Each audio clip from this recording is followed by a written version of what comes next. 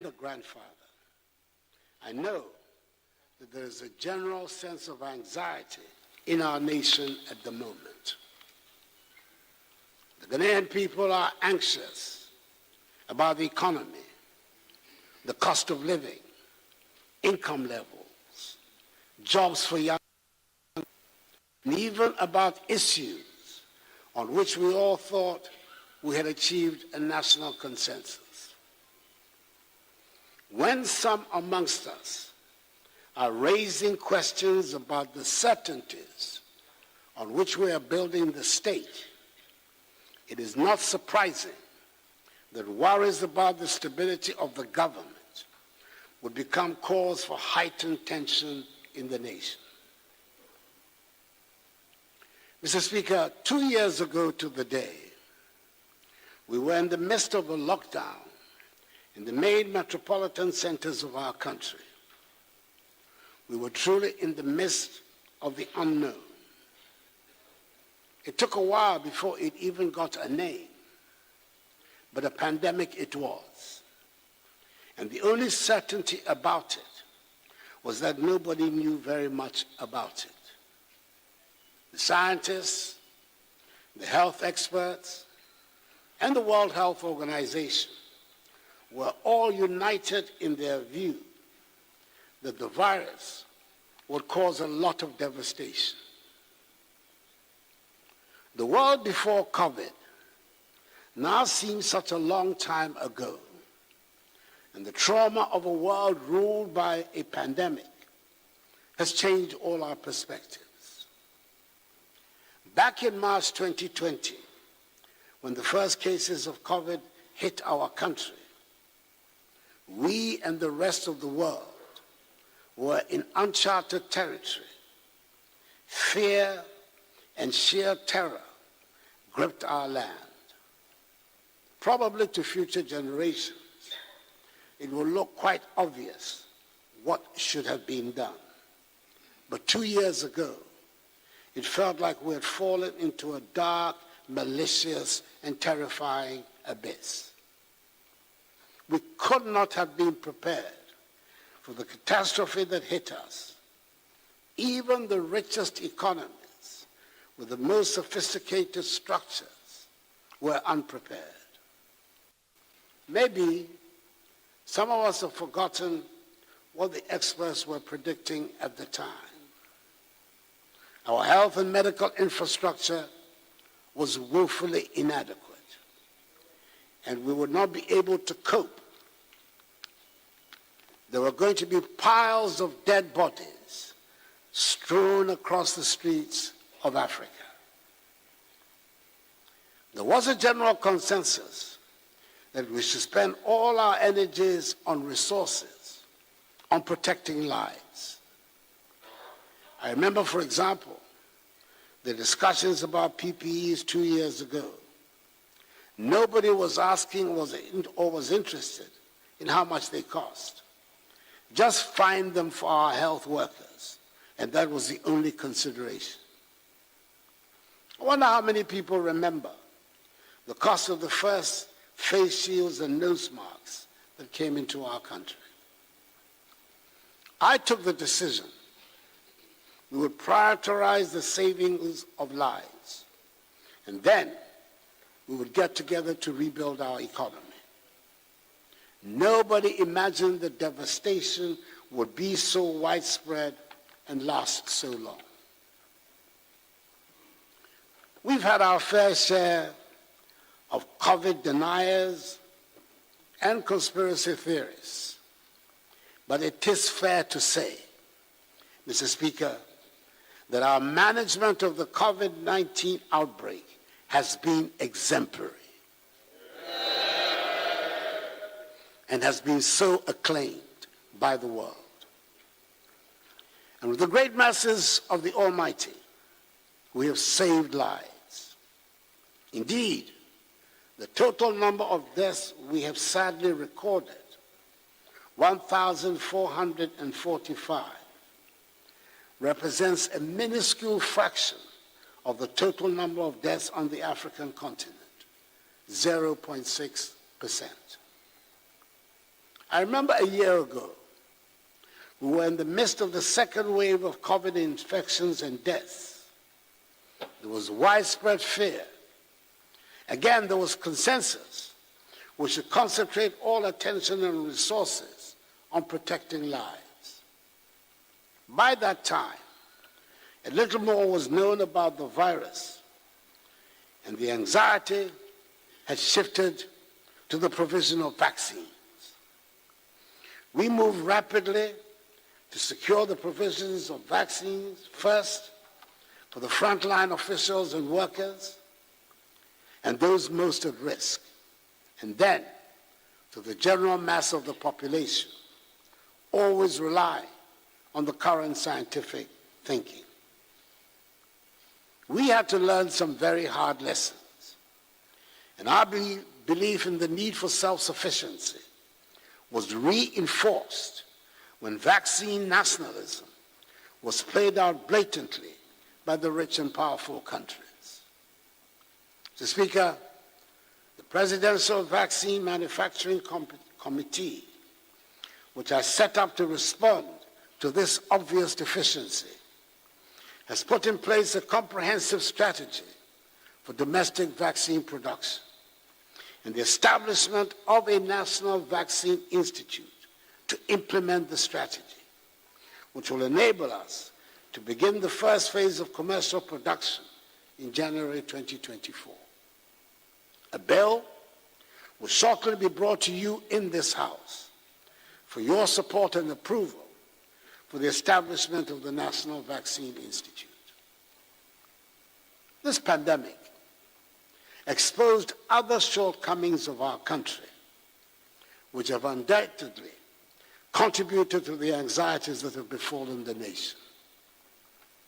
Agenda 111 was born out of this necessity to address some of these shortcomings. At the normal rate of growth, we're not likely to make up the deficit in our health facilities infrastructure for a very long time. Hence the need for a special dedicated program of infrastructural development.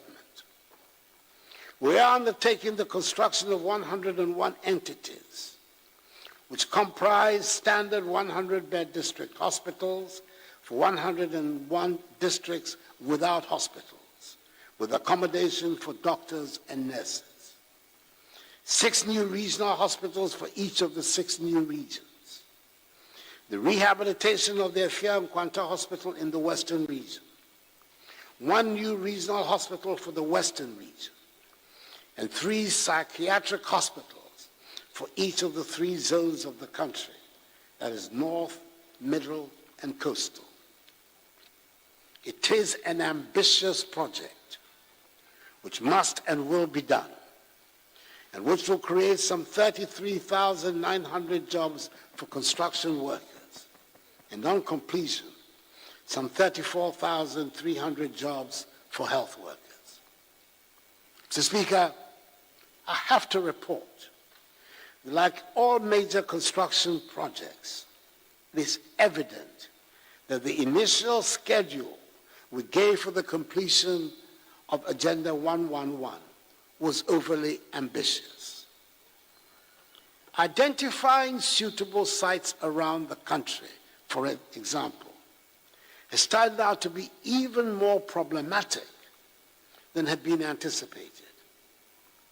I am now able to say that a great deal of the preparatory work has now been completed, and work started at 87 of the 111 sites.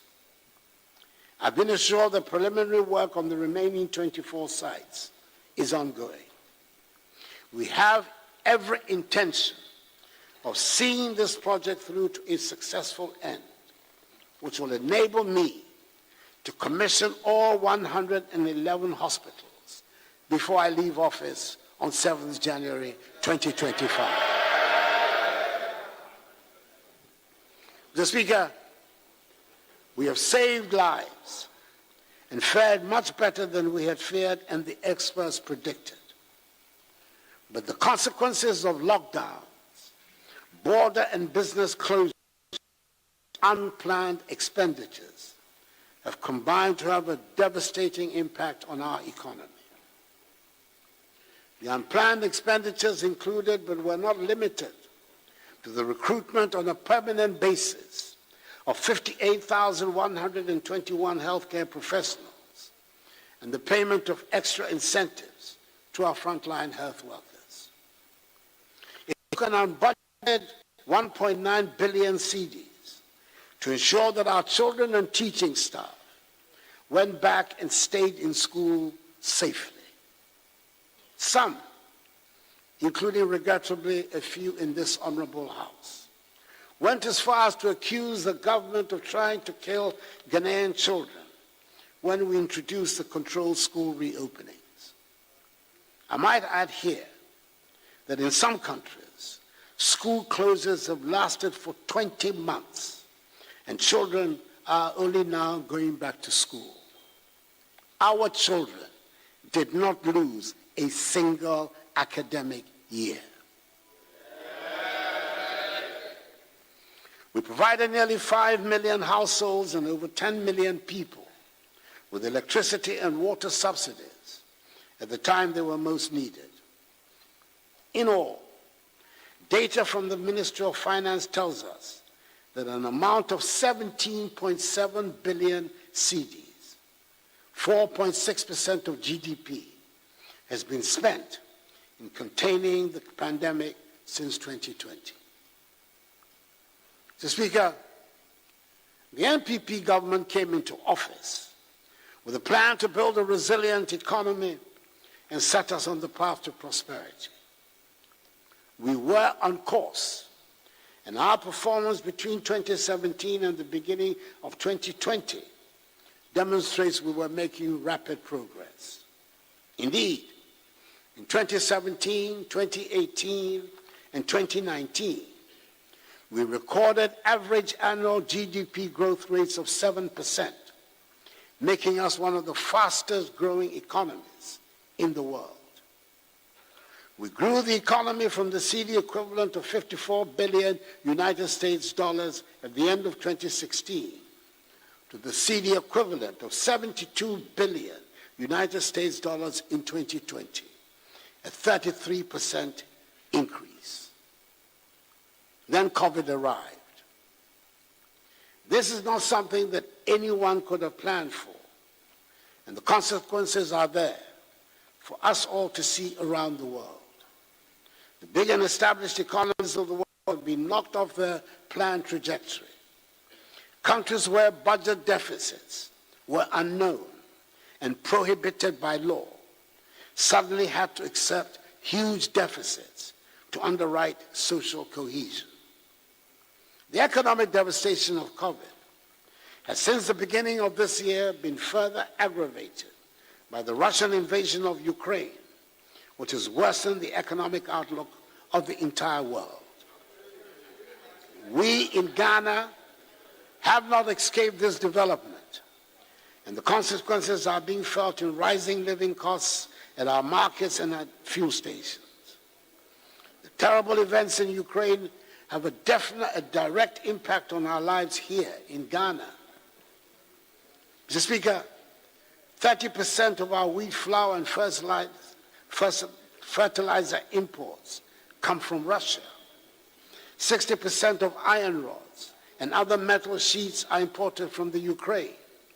And almost 20% of Ghana's manganese is shipped to the Ukraine.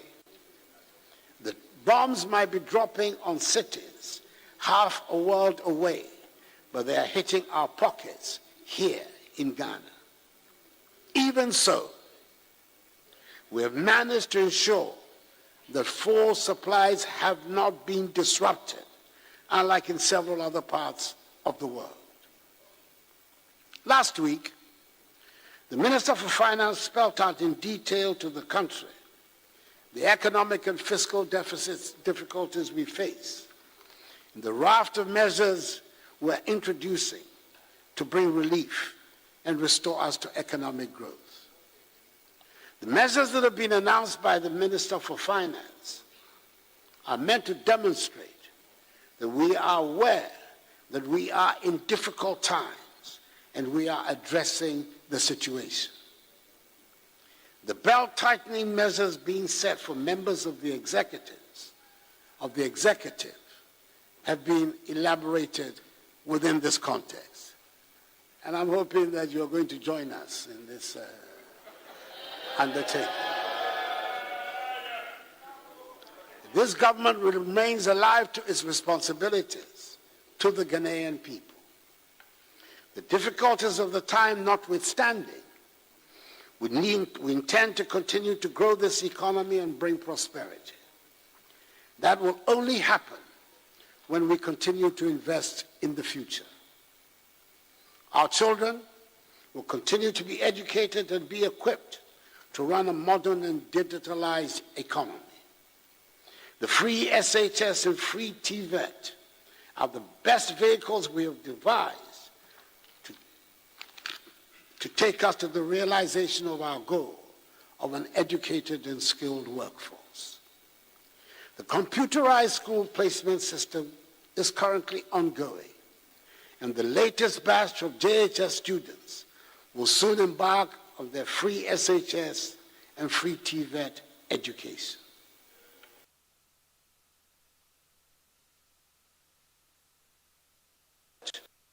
To enable them train the increased numbers of children that we want to be attracted to that sector to meet the modern needs of our economy.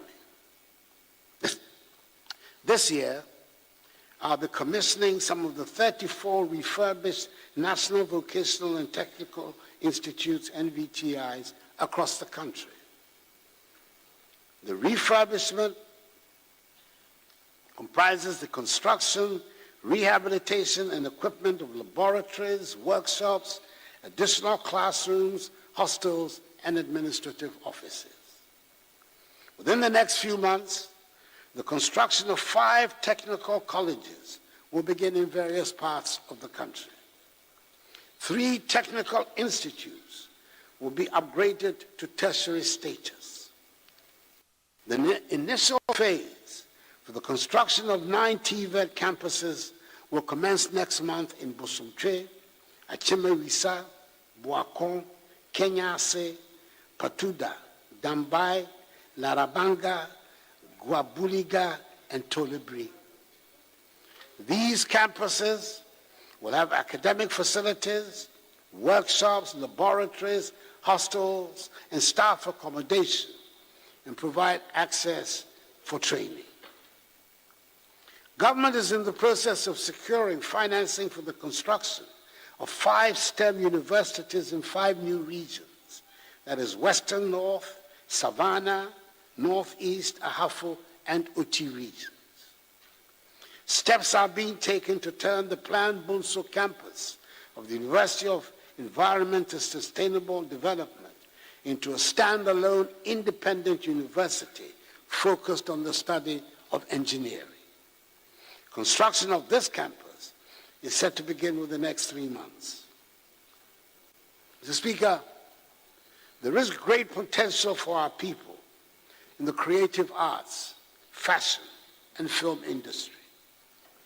We want to unleash the creativity, enterprise, and innovation of our youth by giving them education and skills training in the creative arts. The Creative Arts Senior High School in Kwadaso in Kumasi, whose construction is currently 70% complete, will serve as a beacon for many young and talented people seeking a fulfilling career in this field. Mr. Speaker, I recall with nostalgia the end of year 2019, just before the onset of COVID, when the world came to Ghana in that December to remember.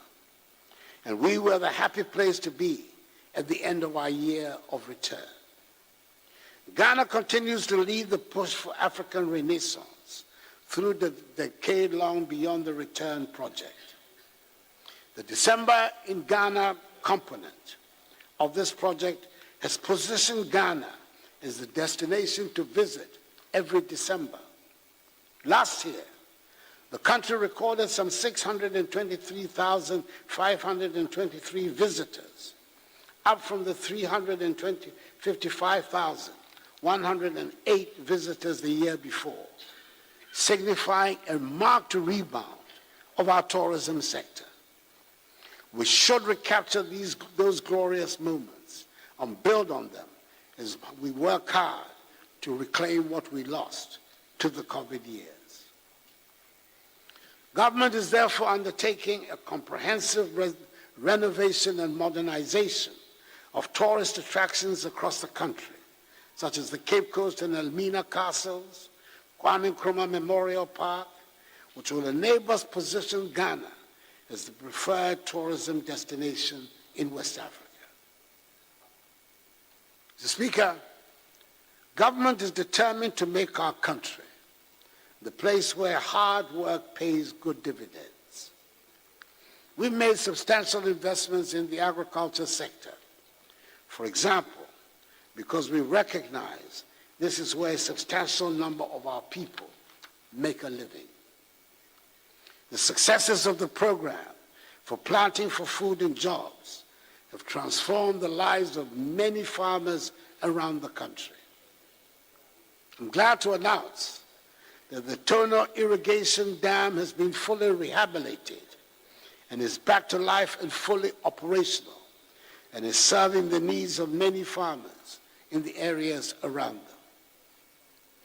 The result of significant investment by my government in the Ghana Commercial Agriculture Project has resulted in the availability of a total of 13,190 hectares of additional irrigable land through the rehabilitation of Tono, Pong, Left Bank, and Pong irrigation schemes for rice and vegetable cultivation. Immediate benefits arising from the scheme include improved rice yields, increasing from 4.5 tons per hectare to 5.5 tons per hectare, leading to increased production and growth in farm incomes. This has benefited some 14,264 smallholder beneficiaries directly, creating some 40,000 jobs along several value chain activities generated from the irrigation schemes. In particular, at the Pong Left Bank irrigation project, government through the Ministry of Food and Agriculture has recently engaged 9 large-scale investors in addition to smallholder farmers at the Pong Left irrigation project, who will be producing rice, maize, and vegetables on 1,300 hectares using modern production technologies to achieve improved productivity and production within the next 3 months. Government has also invested in the vegetable sector through the Ghana Peri-Urban Vegetable Value Chain Project. We provided irrigation infrastructure covering a total of 541 hectares, which directly impacts vegetable farmers in the greater Accra region. In addition to these farmers, we've also provided inputs and technical support to vegetable farmers at Hikpo in the Volta region and Asokwa in the Ashanti region. The project has provided off-taker arrangements for both domestic and international markets. The construction of 80 warehouses with a combined storage capacity of 80,000 metric tons has been completed, and their entry into the food production chain is offering better protection to the harvest of farmers. There is no doubt that for the vigorous interventions we have made in agriculture in the past 5 years, which have made us more self-reliant in our food needs, our country would have been at much greater risk as the fallout from the dramatic worldwide increases in freight charges hit prices in our markets and on our supermarket shelves. Mr. Speaker, the cocoa industry has marked a lot of interesting and far-reaching achievements this past year. including producing 1,047,385 tons, the highest ever recorded in Ghana's history. Together with our counterparts in Côte d'Ivoire, we have addressed the inequalities in the international marketing system of cocoa by paying a living income differential of 400 United States dollars per ton of cocoa to our farmers. This is a remarkable initiative that cushions the income of the Ghanaian cocoa farmer, the backbone of our economy. I want to draw attention to one other innovation in the industry that appears to be a small item. A non-adjustable electronic weighing scale has been introduced for the purchase of cocoa from our cocoa farmers. This scale, which was introduced at the start of the cocoa season in October, has been approved by the Ghana Standards Authority. It cannot be tampered with by purchasers. Not many people outside the cocoa industry will realize the significance of the introduction of this little bit of technology. But it brings to an end one of the main sources of distrust between cocoa farmers and officialdom. The age-old belief and suspicion that cocoa farmers are being cheated by tampering with the weighing machines has come to an end. The same use of technology to attract more young people into agriculture is continuing with the training of 537 youth in the production of high-value vegetables using greenhouse technology. 190 of them have been on an 11-month internship in Israel, and they are back with a lot of enthusiasm. We are expecting great things from them. Indeed, Mr. Speaker, we're expecting greater things from the greater use of technology and the digitalization of our economy as a whole. I'm happy to report that the National Identification Card, the Ghana card, has finally been integrated into our everyday lives as a cradle-to-grave necessity. Never again will it be that someone born in this country will live a full life, die and be buried without any record of his or her existence. The operations of the birth and death registry are finally being digitized to make sure the documents issued from that department are accorded the respect they should have. Every child born in this country will be registered, and the date of birth registered will remain your date of birth throughout your life.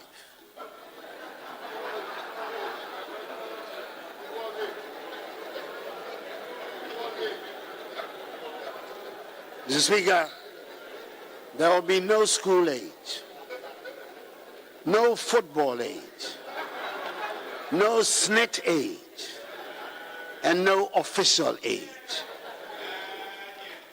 When we register for national health insurance, the details of our identification will be the same as the details on a driving license, a passport, and yes, on our tax identification number.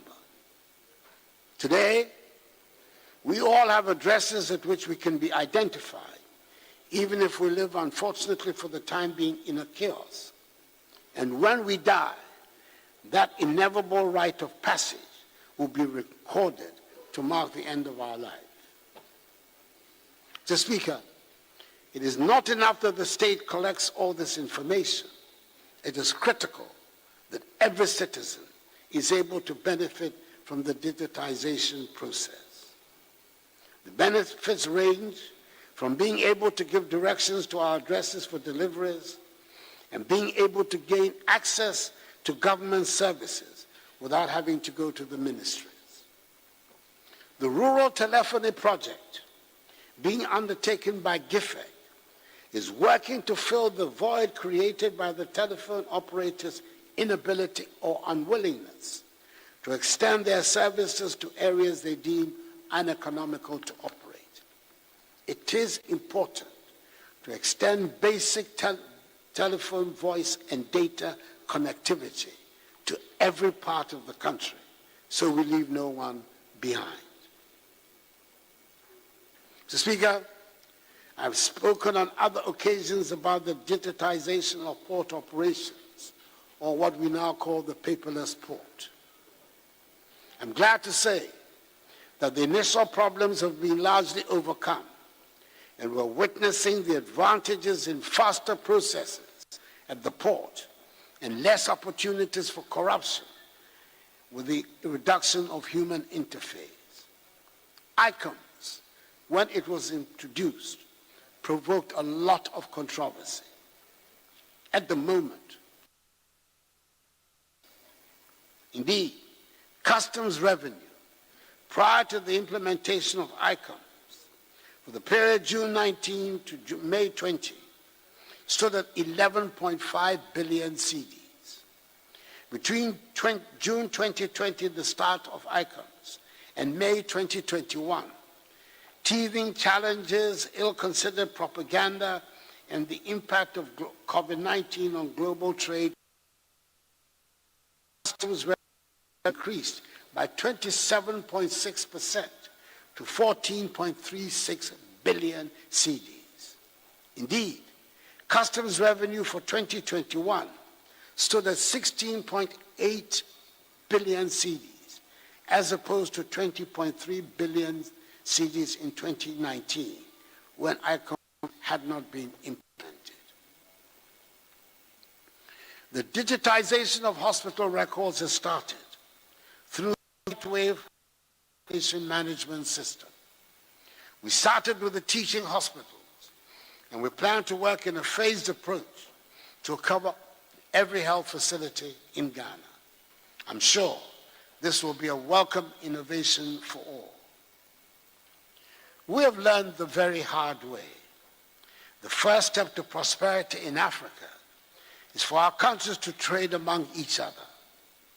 It is the reason we campaign for and supported and proudly host the Continental Office of the AFCFTA. Trading under the African Continental Free Trade Agreement officially commenced on 1st January 2021, and Ghana was the first country in Africa to establish custom procedure codes to facilitate trading under the AFCFTA. We've established a national AFCFTA coordination office to facilitate activities. We have high hopes that the AFCFTA office, which we proudly host, will bring urgency to growing trade amongst the African states. Possibly, and probably, the most significant steps towards making this African trade possible was taken in Accra a few weeks ago with the launch of PAPS. This is a leading-edge technology connecting African banks, payment service providers, and other financial market intermediaries to enable instant and secure payments between African countries. It means a trader in Ghana can order supplies in Kenya with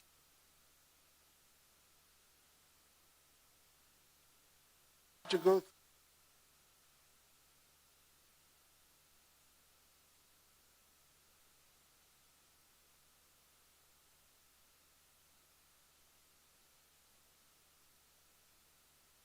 provide operational efficiencies to open up vast economic opportunities for all stakeholders. It means we have a simplified process that reduces the costs and complexities of foreign exchange for cross-border transactions between African markets and enables innovation in cross-border trade and access to new African markets.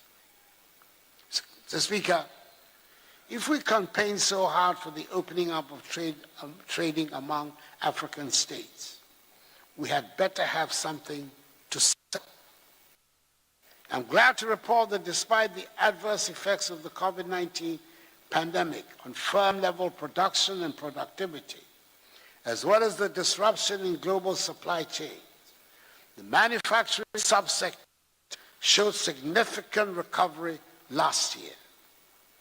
Manufacturing recorded an average growth of 7% in the first half of 2021, compared to 0.7% in the corresponding period in 2020 at the beginning of the pandemic.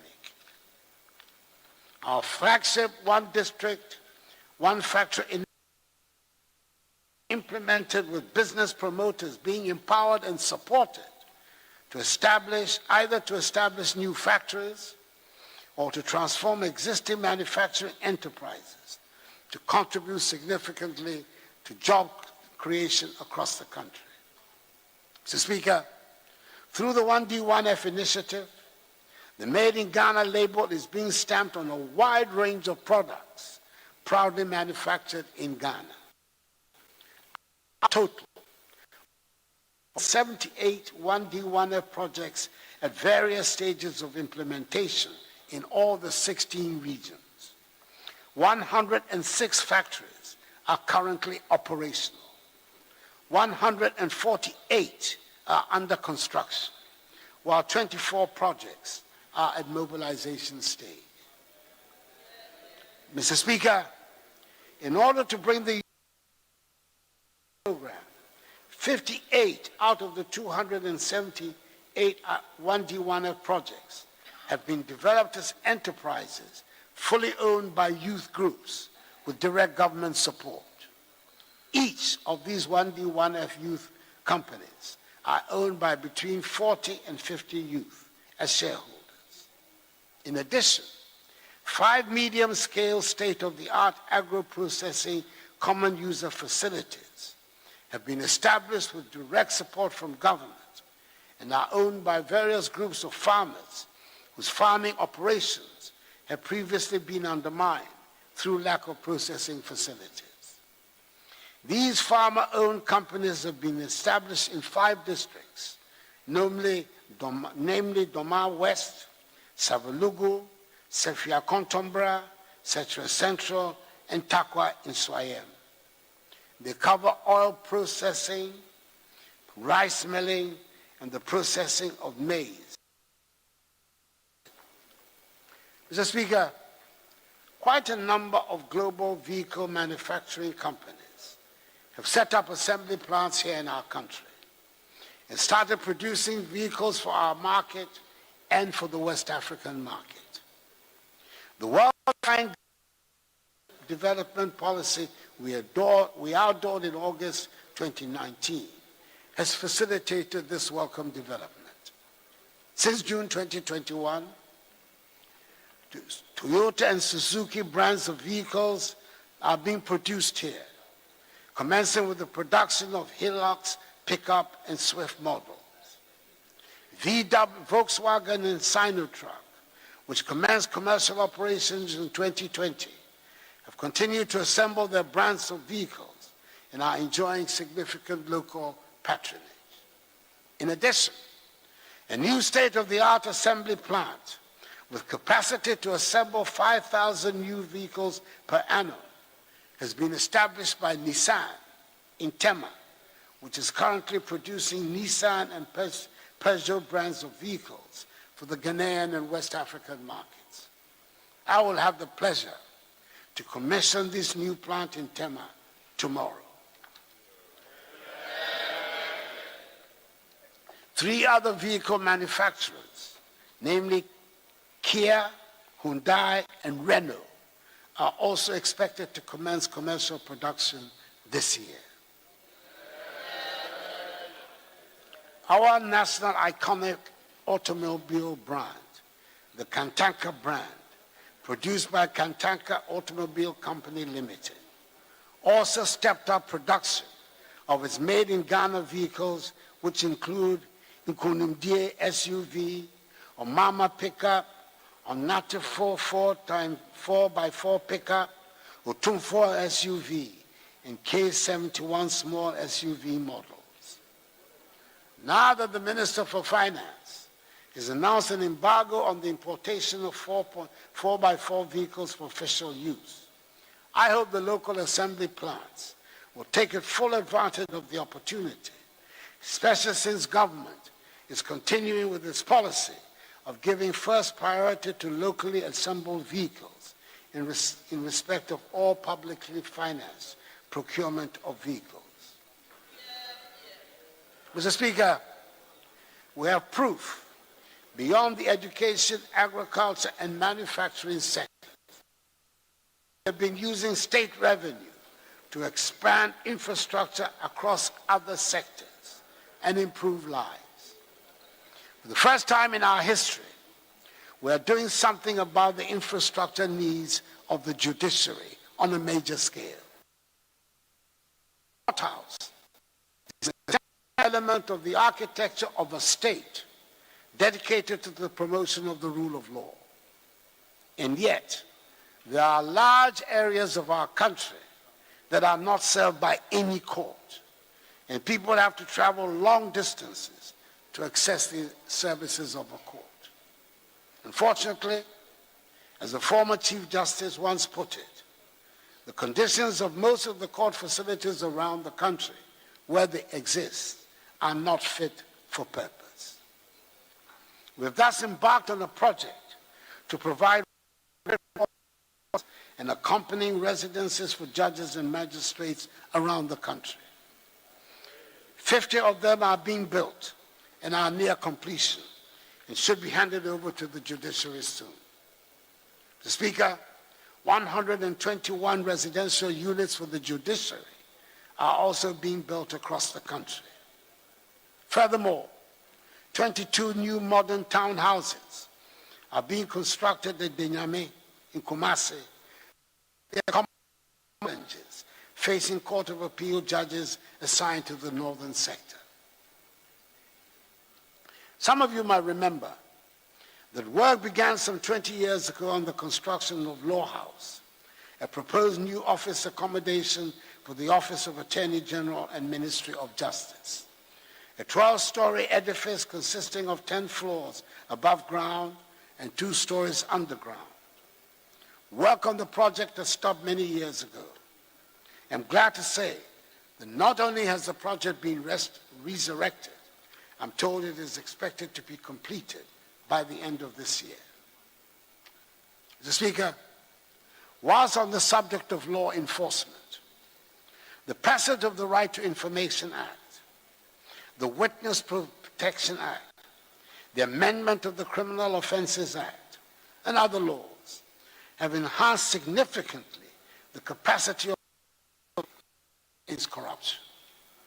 It is also an undeniable fact that budgetary allocations for institutions actively engaged in public sector accountability, that is the Office of the Auditor General, the Judiciary, Parliament, and the Ghana Police Service, have witnessed significant increases.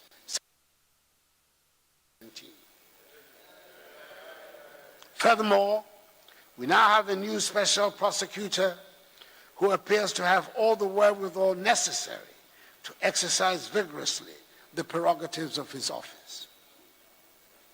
Mr. Speaker, it is in the road sector that we have registered the greatest infrastructure achievement. I know that the word unprecedented is often used with careless abandon in our public discourse, but I use it carefully and purposefully. In the 5 years of my government, so far, more roads have been built, improved, and upgraded than at any equivalent period under any government in the history of Ghana. Some 10,885 kilometers of new roads have been constructed in these 5 years. Let me mention, Mr. Speaker, that yesterday it was my honor and great pleasure to have commissioned the Tamale interchange.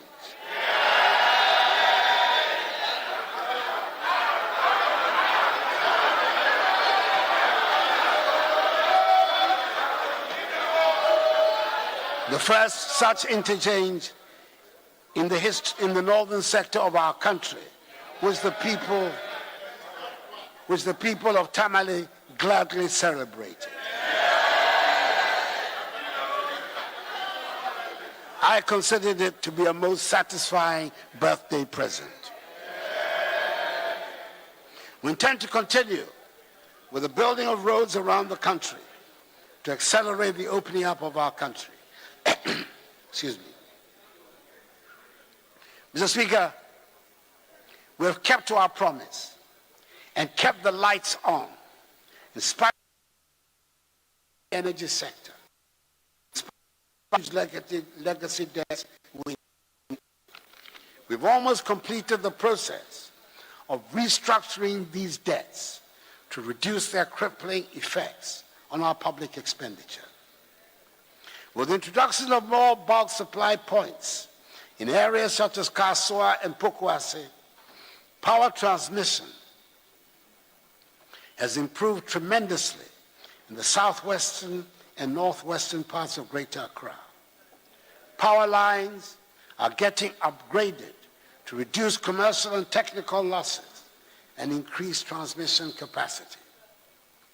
Under the National Electrification Scheme, a total of 279 communities have been connected to the national grid.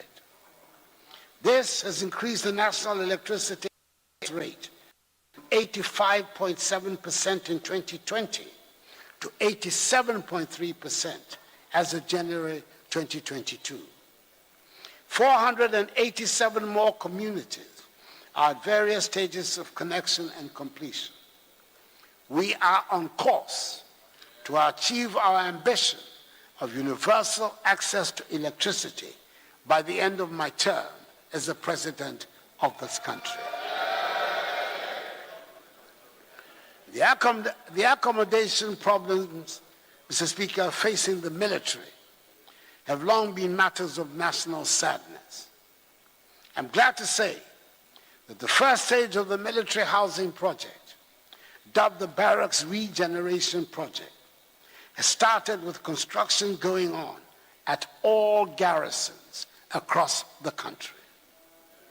The military academy at Teshi is being modernized, and we're keeping our armed forces retooled and equipped to enable them to live up to their duties.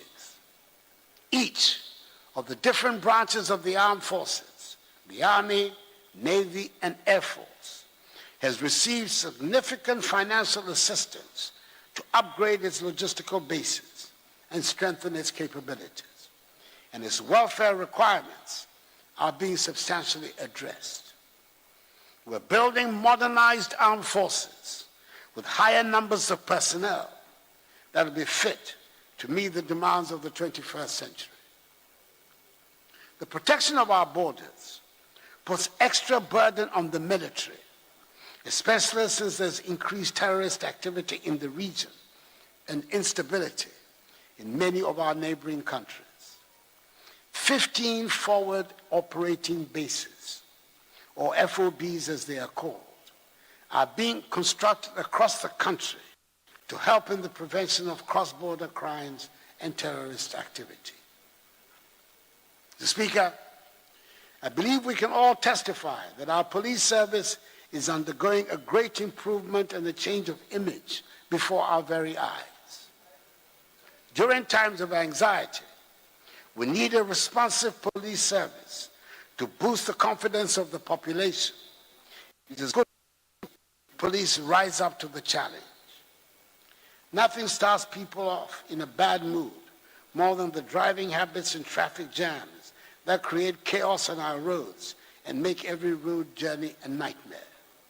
Gradually, the police are bringing order to the roads, so all now know that the law is no respecter of persons or vehicle types.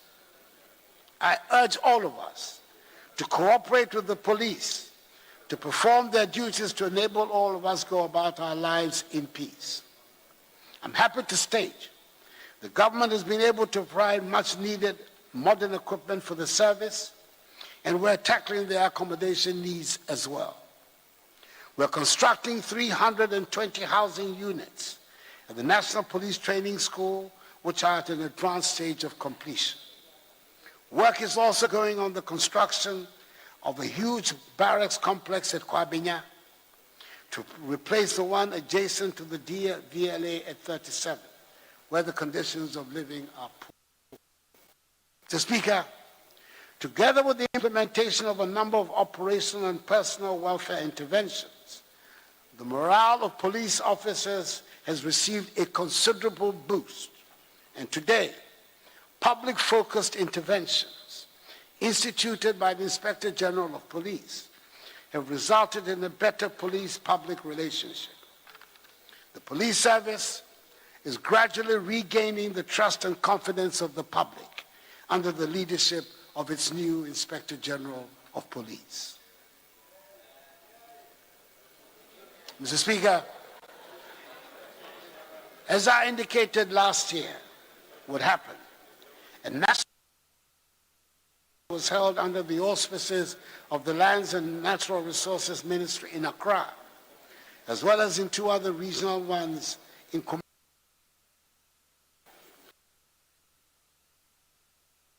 all citizens was required to make something work.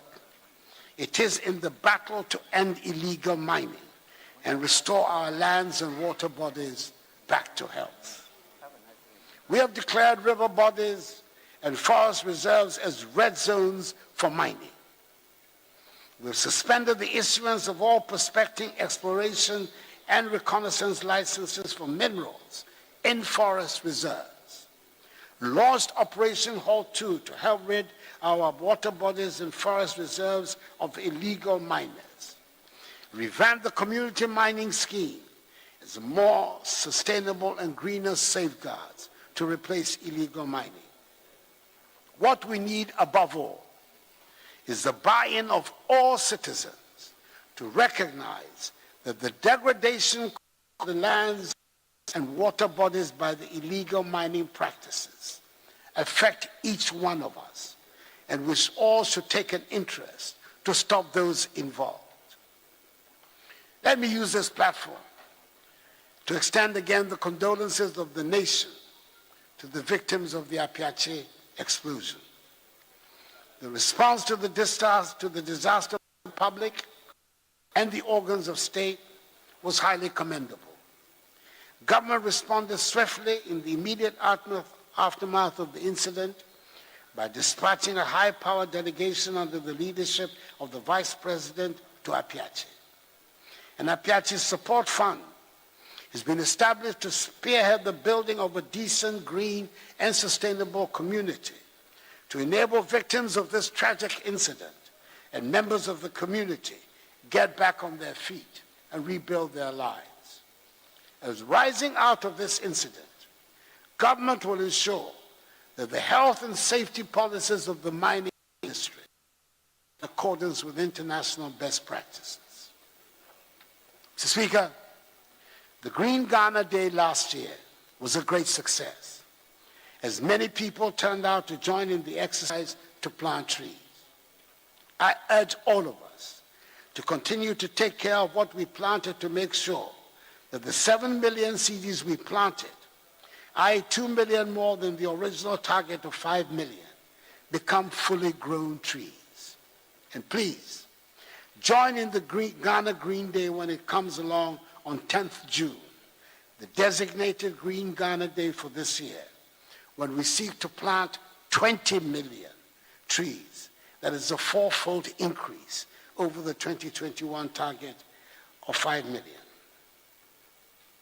Mr. Speaker, you would recollect that in my message to Parliament last year, I indicated the government is collaborating with the private sector to establish 14 medical waste treatment facilities and commence the construction of 16 integrated recycling and compositing plants across the country to help address once and for all the safe disposal of medical and municipal solid waste.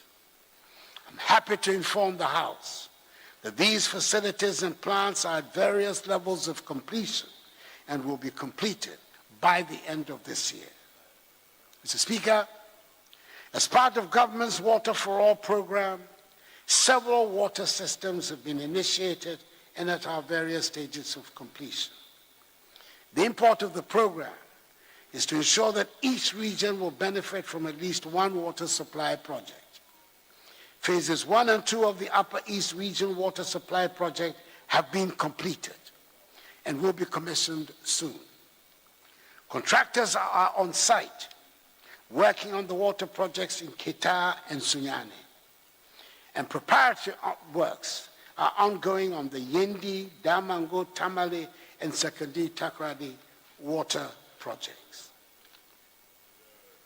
Mr. Speaker, towards addressing the housing needs of Ghanaians, government has developed a new affordable housing program, with the state now playing the role of facilitator through the provision of land, infrastructure services, and tax incentives and exemptions to subsidize the cost of construction of the housing units to reduce their prices.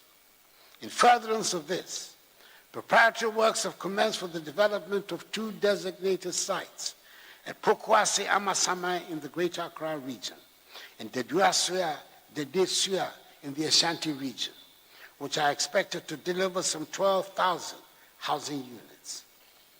The long wait for decent and secure accommodation for public servants at the district levels will soon become a thing of the past.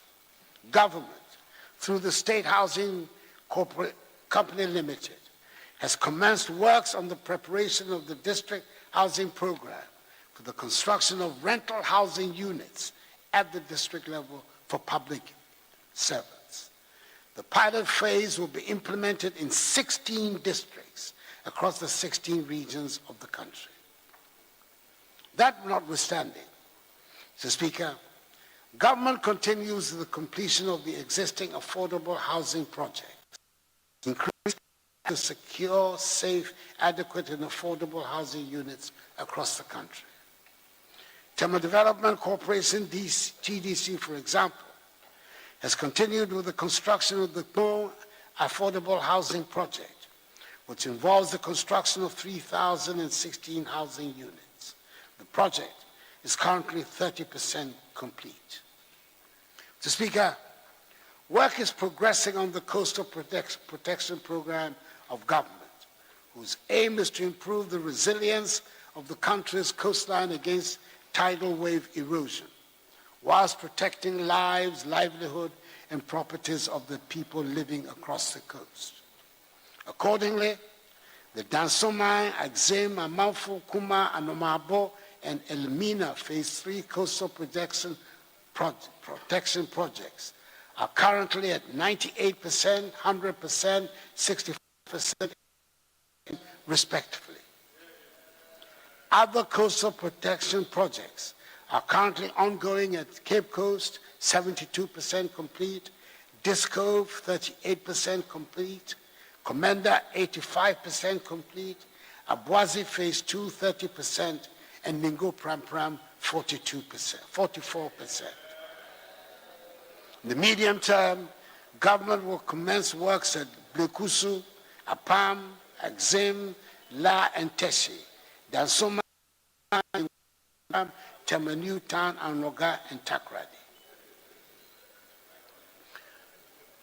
Mr. Speaker, government's commitment to constructing a modern railway network in our country is gradually bearing fruit. The construction of the 22-kilometer section of the Western Railway line on a new standard gauge from Kojokrom to Manso, which commenced in 2018, is on schedule to be completed before the end of this year.